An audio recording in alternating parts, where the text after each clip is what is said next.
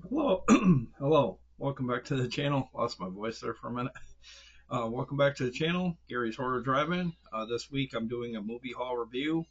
I got about, I think, somewhere in the vicinity of 16 titles in this video tonight. Let's get started on what I grabbed. These were all eBay purchases. Uh, some pretty random ones. Probably some of you out there tonight probably haven't even heard of some of them, as I didn't. A lot of them. There was a few that I recognized right off. Stuff that I had picked up or wanted to pick up, months back, but hadn't gotten around to it. And lo and behold, I got the order filled and they sent it out, and I got some stuff just last week from them. So let's get started. It's right off the top here is the movie The Risen. The government's darkest secrets have just escaped. This is an uncorked, and I really enjoy the uncorked entertainment titles that they have out there. This has extra content on it as well as audio commentary behind the scenes, and it says The Risen, they change you. The year is 1955. NATO and the Allied forces have been conducting secret occult experiments in a bid to win the arms race for just over 4 years. Now they have finally succeeded, but what they have unleashed could tear our world apart. It is risen, and just one woman stands to defend us. And this was a sci-fi London international science fiction and fantastic film official selection back in 2017. Like I said, it is from Uncorked, uh, widescreen presented, and I don't know what that was that popped up, but 105 minutes on this one. Looked pretty interesting, so I thought I'd grab it. Oh, okay, I think we have some weather warnings coming up. I do know we have some snow headed our way this week. Living in upstate New York, you just live right off Lake Ontario, and it's pretty expected.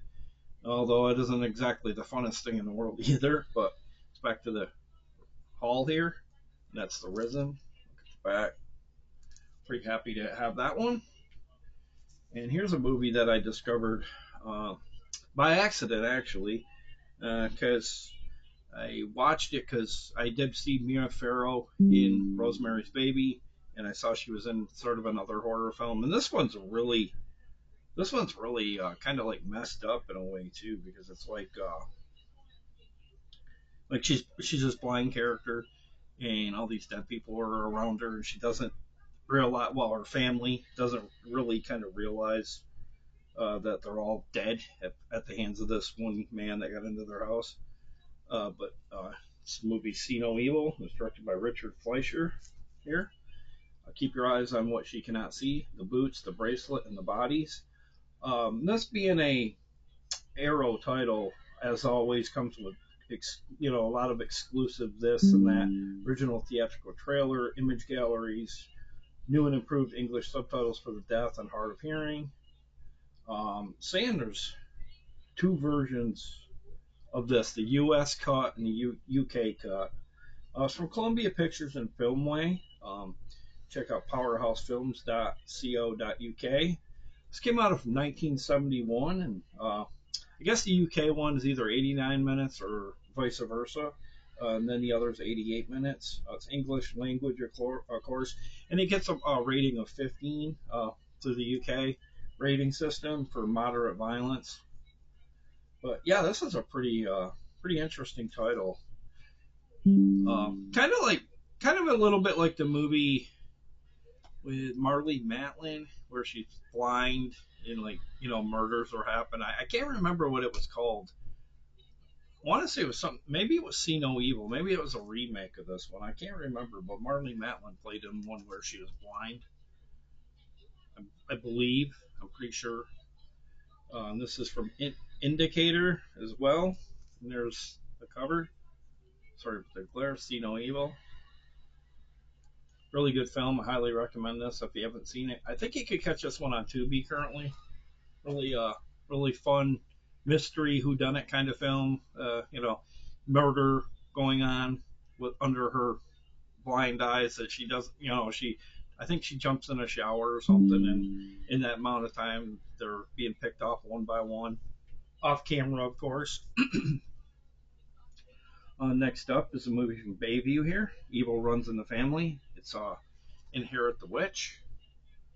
It says it's also from Summerhill Entertainment. In 1984, a family throws a 14th birthday party for Corey and Jesse. 30 years later, what's left of the family reunites at his father's funeral at two isolated houses in the forest, historically a hotbed of witchcraft. Their horrific truths are slowly uncovered about the family's occult pact with an ancient evil that has secretly been at the core of their wealth and power, as the remaining siblings uncover the true bloody darkness behind their inheritance. From Summerhill Films, like I mentioned. Saying it's out of 2024, clocks in at 85 minutes. I'm pretty sure you could probably catch this on Tubi. A lot of the Bayview Entertainment films actually show up on Tubi, and maybe a little bit on some of the other ones, like maybe Fossum and a few others maybe. But that's Inherit the Witch. I thought that has a pretty cool cover. I know these witch films, they don't live up to the cover a lot of times, but I don't know. This one caught my eye. Thought I'd grab it. Like I said, again, that's from Bayview Entertainment. And they didn't send that over to me, by the way. I do reviews for them, but I bought that one, so kind of paying it forward to the guys at Bayview.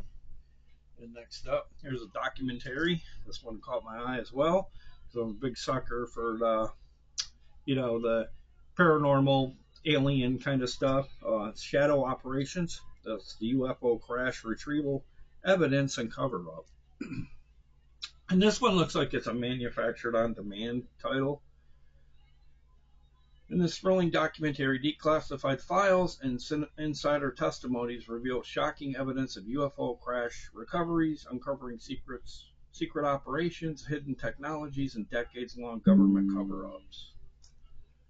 Let's look at the cover.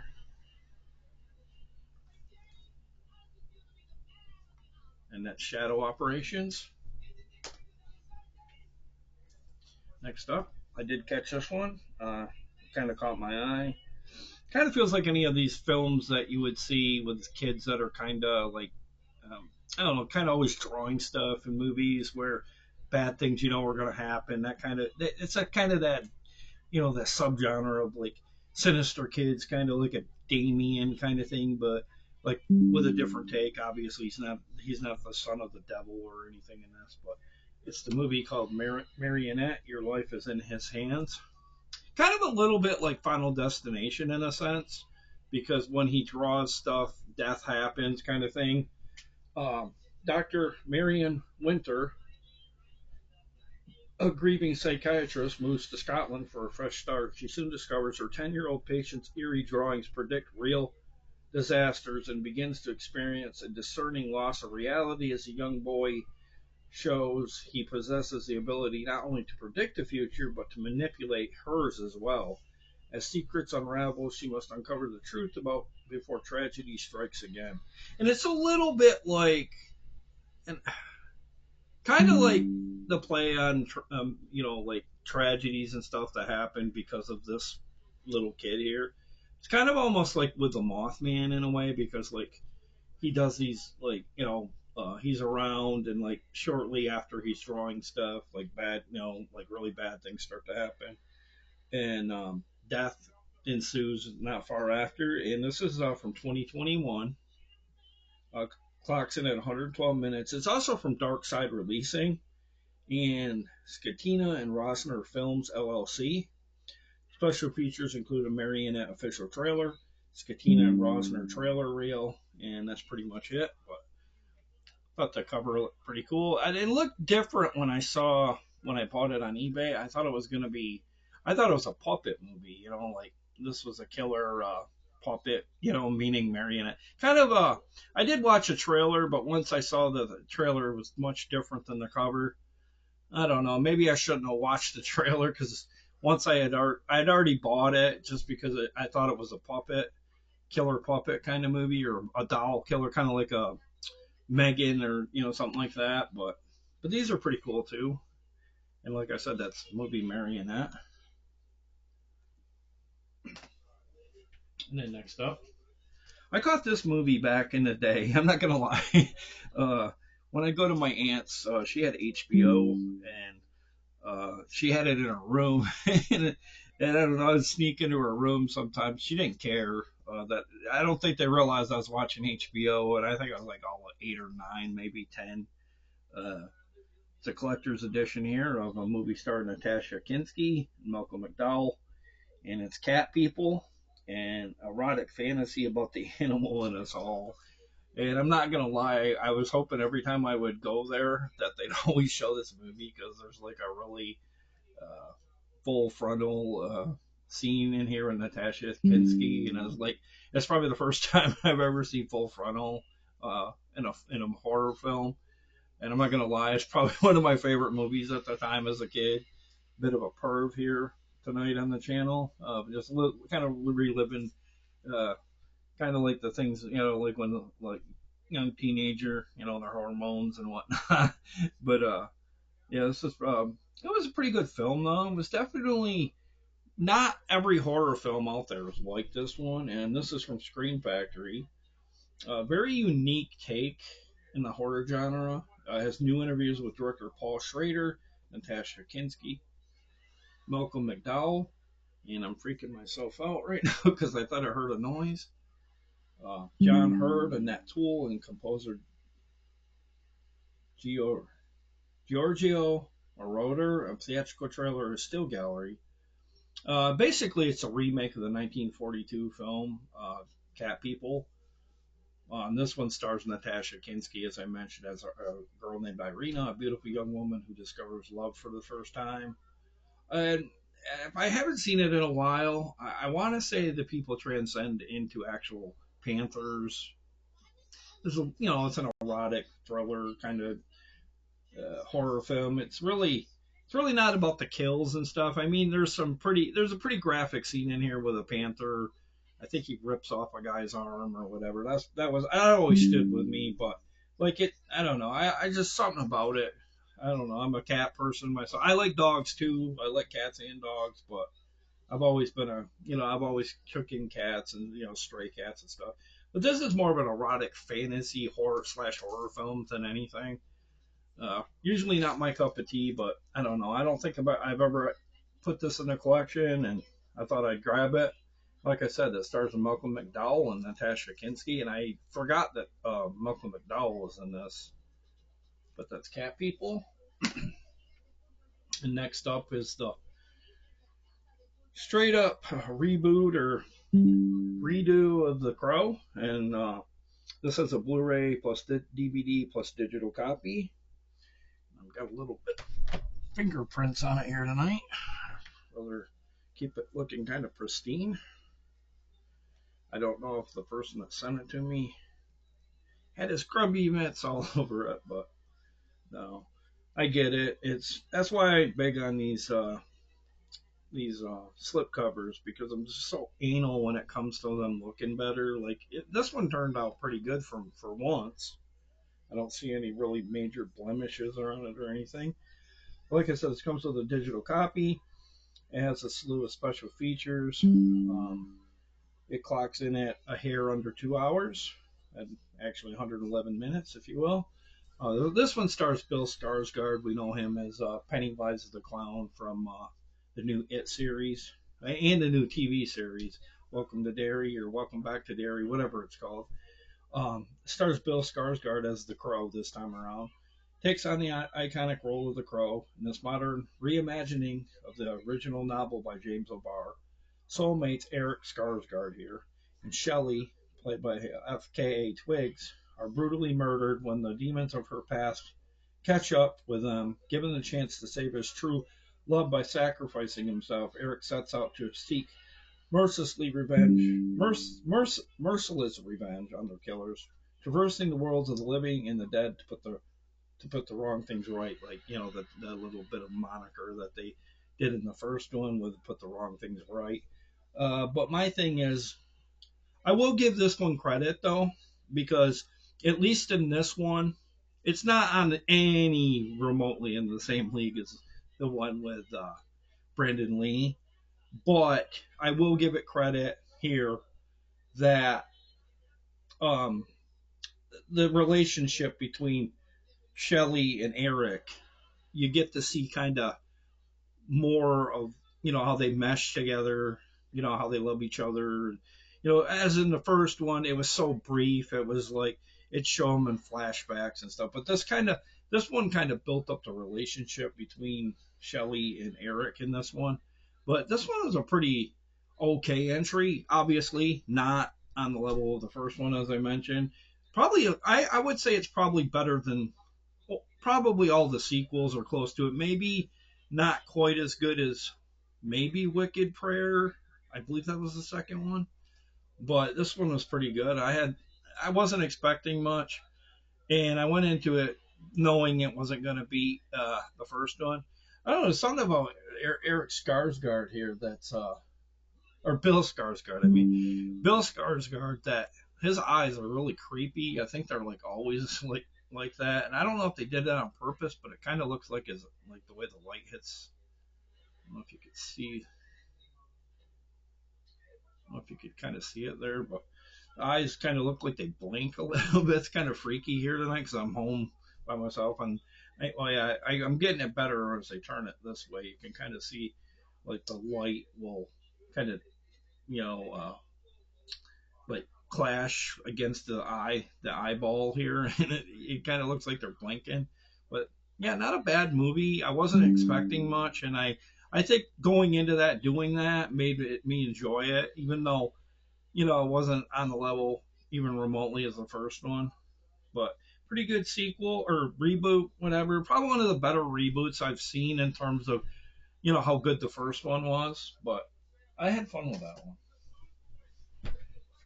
And then next up, here is an uncensored director's cut of this movie. Stars Bill Oberst Jr., Parrish Randall, and Chanel Ryan.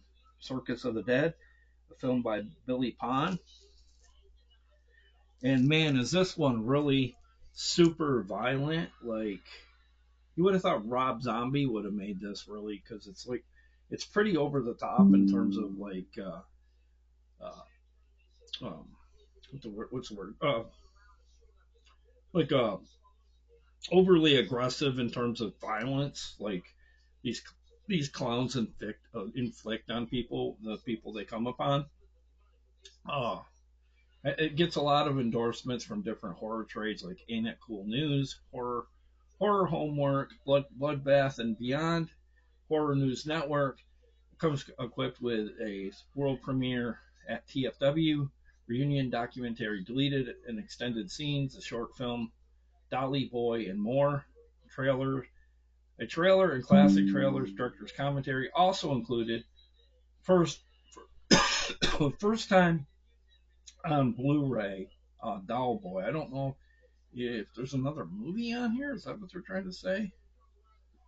I don't know. Maybe not. But a sadistic group of clowns kidnap an unsuspecting man, Don, forcing him to play a deadly game in order to save his family. Don finds himself at the center of the clown's mayhem and struggles to follow the horrifying rules of the game. Trapped in a moral dilemma, Don realizes he will do anything to save his family from the bloodthirsty clowns and escape the maniacal circus. This is region free English. I believe it might have come from Dread Central.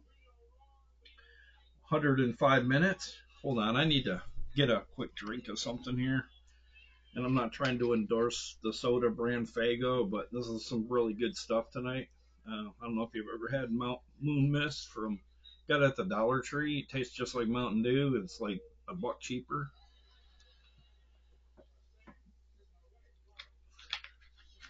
A little bit of endorsement from Moon Mist today for maybe I'll get a um, sponsorship from Moon Mist in Faygo. Yeah, this is a good flick though. Really, I wasn't expecting much. Man, this is really violent. Like, this is kind of like if you took one part Clown House and up the violence. Like, these group of clowns, they're really, really, really, really sinister. And I want to say they had a sequel maybe to this, or it was greenlit. They were going to have one, and they never did. But yes, I really highly recommend you check Circus of the Dead. I got this out of the fact that somebody has a horror channel. I can't remember who the person was. But this was on the very kind of like morbid list of stuff, really violent, a little bit like over the top violent, like kind of more like kind of like more in the vein of Terrifier in a way, because the a lot of like the sadisticness of that. Not like there wasn't like a lot of comedy. I think this one was actually straight up more serious than Terrifier, but like with that kind of violence. But yeah, you get a chance, check out Circus of the Dead. And last time I knew, it was on Tubi, and I don't know. I caught this one about 4 months ago. But that's Circus of the Dead. We're almost done here on the channel, and tonight's regular main film here, presented by Gary's Horror Drive-In, is the special edition of Werewolf Santa Season's Eatings. And I'm a big sucker for werewolf films. I'm sure a lot of people out there tonight are as well. It's unrated and uncut. 2023. It only clocks in at 70 minutes. Excuse me, that moon mist is hitting me right about now. Dark Side releasing, Miracle Media as well on Christmas Eve. I thought I would put this as the thumb because it is for Christmas season, and we get a few clicks, and I don't know, a lot of people like werewolf films, but this takes place during Christmas Eve. Um, a tranquil seaside town, chaos erupts as Santa Claus undergoes a startling transformation into a fearsome werewolf. Meanwhile, Lucy, struggling with her unpopular YouTube series, pretty cool, little nod to us YouTubers in here in this movie, Monster Hunters, captures this bizarre event on camera with only a rusty ice skate and her limited knowledge of werewolves. A mask from horror comics, Lucy and her family embark on a Christmas Eve adventure to save Christmas. Werewolf Santa is a unique holiday film that blurs the lines between quirky family drama and spine-tingling horror fantasy, offering an unconventional twist on the Christmas movie genre in itself. The writing is tight and funny, with snappy interplay between the characters. The starburst, and I don't think that's the candy. I don't know, maybe it is. I don't think so, but there's a decent amount of special features on this one, and it's from a haunted cinema film as well, and that's Werewolf Santa. And happy holidays, people here from me on the channel to you. Happy to have this Werewolf Santa. Sorry, I'm tilting them. It's like, okay, there we go. That's Werewolf Santa. And like I said, that was a special edition of that. Let me stack these a little better, because I don't want them tipping over and messing up the video, if you will. And then next up, and I did catch this one. I want to say this one might have been on Tubi, maybe. I watch a lot of Tubi. Honestly, maybe I ought to call it Gary's Horror Tubi channel. I do watch a lot of stuff from them. A lean, mean horror movies is Macabre Daily. The Blind Witch Waits. I don't know what the D stands for down here, but I believe this is a UK presented Blu-ray, and that's the movie Bezel or Basil. I'm not sure how you pronounce it. I really love that cover. Pretty cool film. I highly recommend it. Macabre Daily give it 4 stars. Bezel is the perfect Halloween movie. Okay, so I do remember a little bit of Halloween, nodded to it, but I have seen this one in quite a while. But what I did, this is code region code B, so you have to have a region B player to watch it, which I'm sure I do have a player, but if not, I'll buy one at some point. The running time on this is 83 minutes, 16:9. Over 6 tumultuous decades, 3 unwitting guests of a cursed New England home stumble upon a sinister secret dwelling beneath its floor, an eternal witch with an insatiable thirst for the souls of the living. And this gets a 18 rating for strong gore, suitable only for persons of 18 years and over, not to be supplied to any person below that age. I think this is maybe the reason why some of these movies get banned, maybe word of mouth, like some of these kids that watch it underage and then word of mouth. Like I know the UK is really classic for banning a lot of horror films. You know, what do they call it? Like uh, banned in so many states, kind of like the way they did with. I think they were one of the countries that banned Faces of Death, but I kind of like the rating though. I like the look on the Blu-ray cover because it kind of, I don't know, it kind of gives it that video store look, but that's bezel or bezel. I highly recommend you check this one out. I like that. It's a really fun flick, really kind of scary. And this one I don't know nothing about. I just thought I'd check it out and grab it. Kind of had a really cool cover, I thought, and it's called 𝙂𝙍𝙍-𝙃𝙤𝙍-𝙃𝙤 Mating Season Human Alligator Hybrid.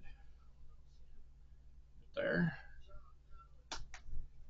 And again, this is another Dark Side releasing. I don't even intend on doing these. It just seems like I always grab the Dark Side releasing titles out of 2024, 85 minutes.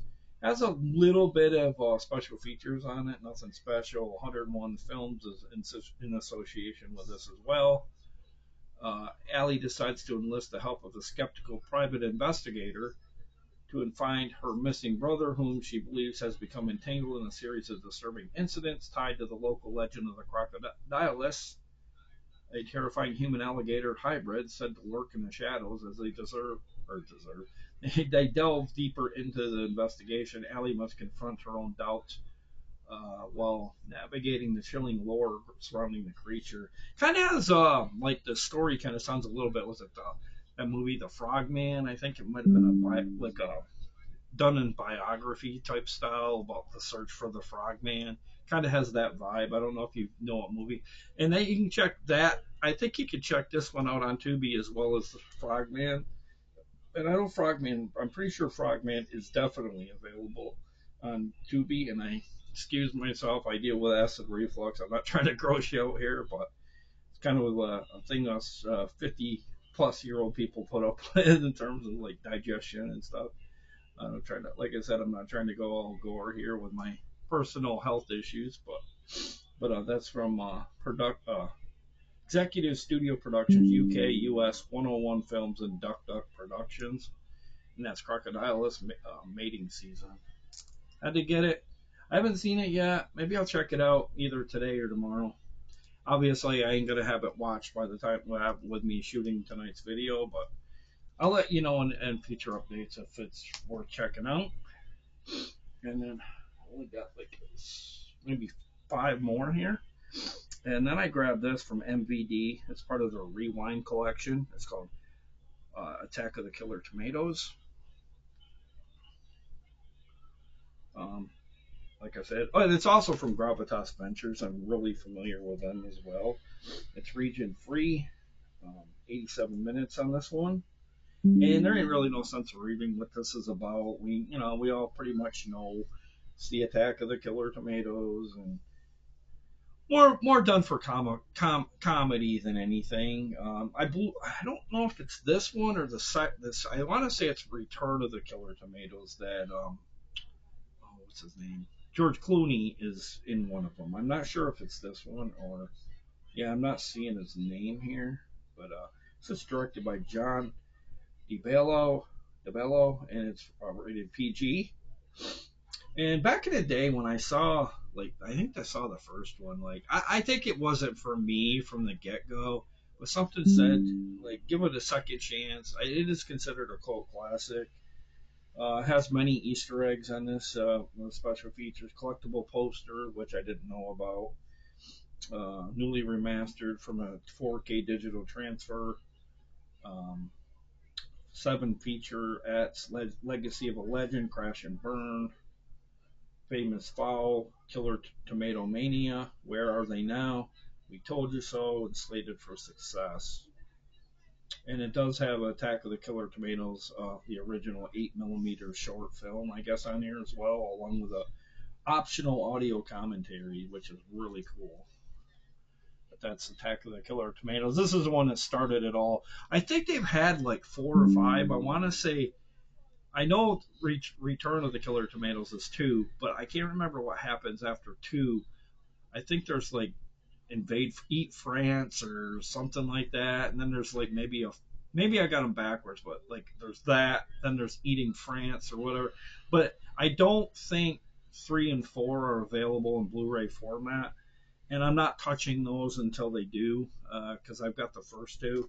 I don't know if I got the second one, but I will be bringing that into the fold soon. I think I maybe just ordered it this week, but yeah, 3 and 4 are only available on DVD, and that's a big bummer for me. I just like to get them all in the same format. I don't like mix matching them up or whatever, mismashing them or whatever you want to call it. I don't like one format then like kind of like the Wayne's World series. I wasn't able to find like I think I got the first Wayne's World maybe on Blu-ray, and anywhere I went after I couldn't find the second one. It was only available on DVD for a while.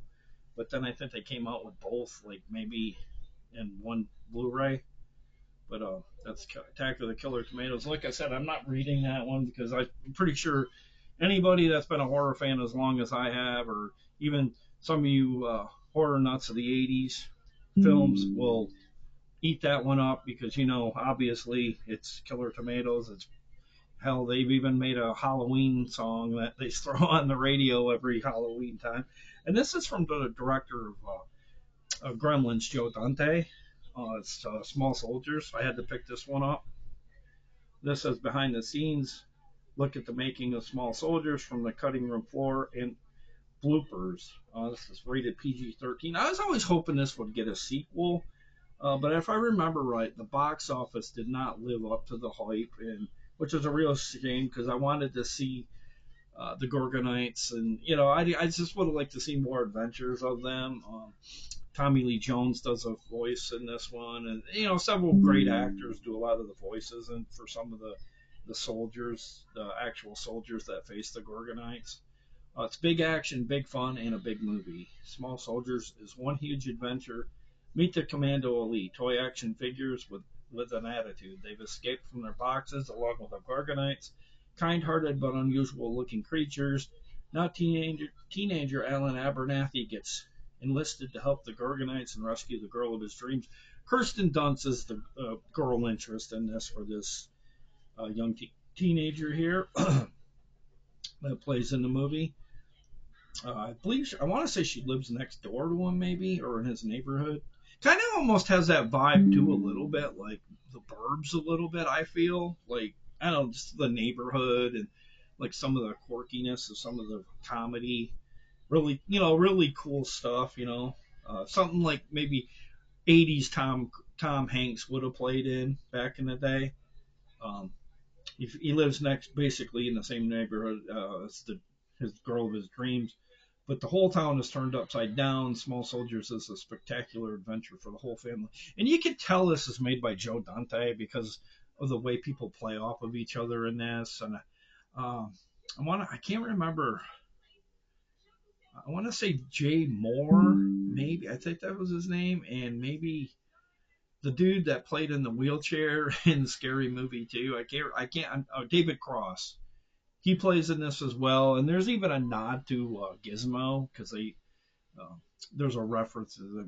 One of them calls the other Gizmo, like that'd be Gizmo over here, There's a nod to Gizmo in this movie as well, so you can tell they kind of wanted to reinvent Gremlins, and this is the way they did it. Maybe stretched it into another story with military toys and basically a fantasy set of monsters and stuff, like to be, which is sort of surprising because they make the soldiers the villains and the monsters are the good guys, which is a bit of a swerve, if you will, because you think it'd be the other way around. But you'll see if you watch this, if you haven't, why the soldiers are bad.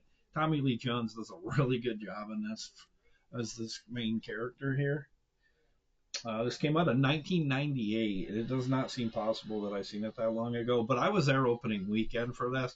When I heard the director was responsible for this film, I was like, I'm sold. Because I always wanted, I don't know if at that point there was a second Gremlins, but I did hear they're having a third Gremlins, which is cool.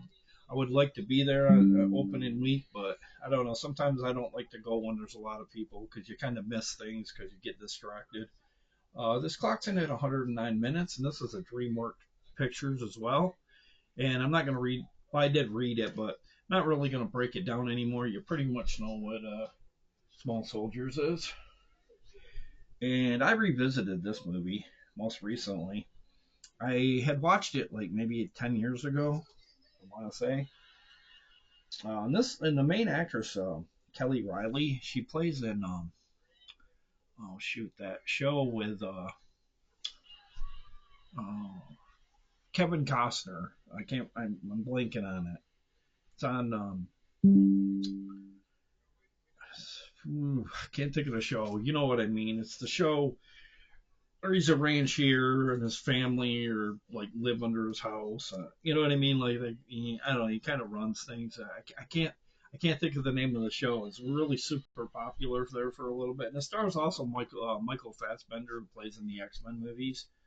Uh, I can't really read what this is about either, other than some of the other stuff because this is a I don't know. I think this might be a like Spanish release here. Yeah, it does have a trailer and the special features. I really can't read a lot because like it's not written in English here. Um, it's from 2008, Roller Coaster Films. Uh, it says, and I apologize. I really. Oh, okay. Written and directed by James Watkins, and I apologize. I can't read it. Like I said, it's like hard to read because it's like a different language. I want to say Spanish maybe, but yeah, I highly recommend this one. This is basically this couple go.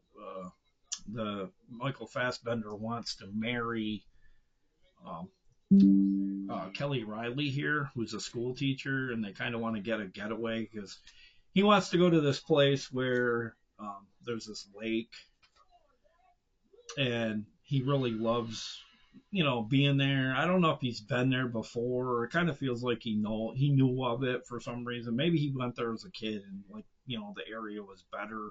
But then they run into some really vulgar kids that come along, and the kids are really disruptive.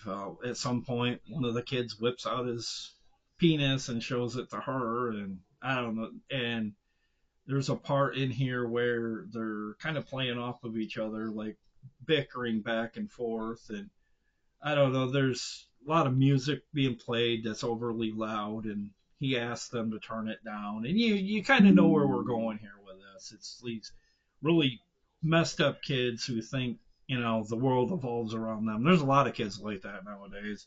I find myself kind of coming at odds at some of these kids because a lot of kids today get away with so much disrespect. Like, and then when you say something to a kid, the public looks at it as, oh, you're just an old man or older man that's just don't like kids. That's not the case. It's just like a lot of bad kids that have no manners or respect for their elders, and this is no different.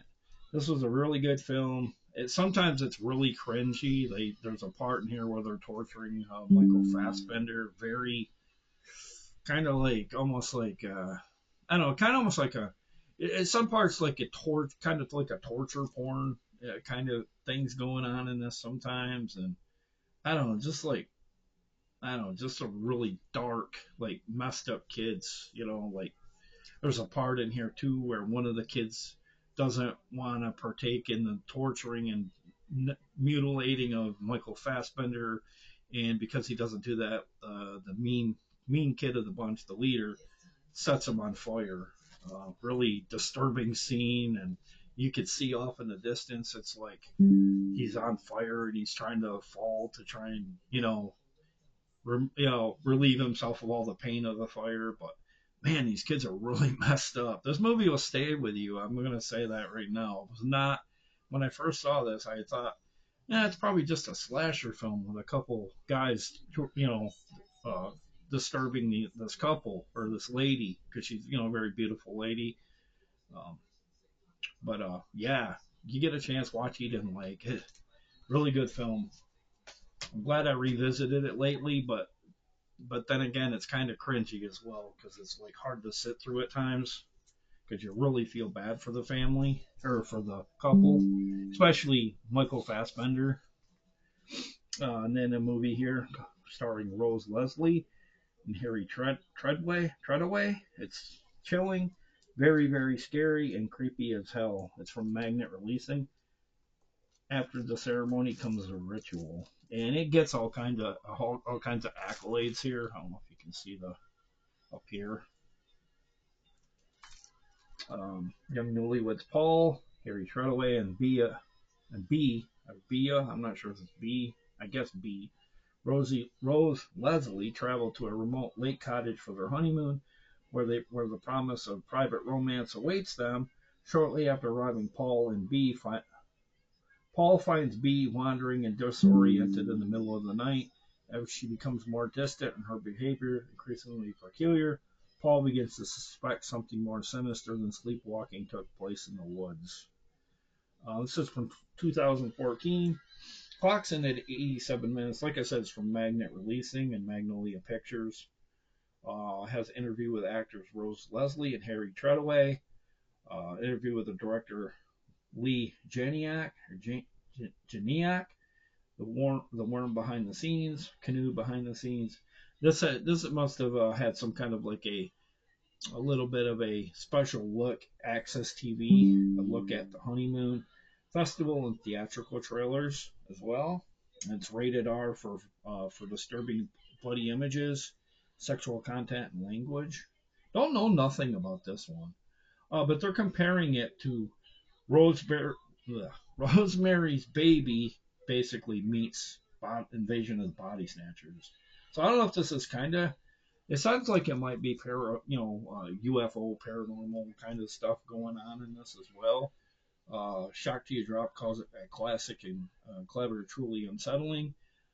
Crave Online calls it entrenched in exquisite paranoia. And that's Honeymoon. Pretty cool looking flick. I don't know how this one ever passed me by, but really cool looking flick.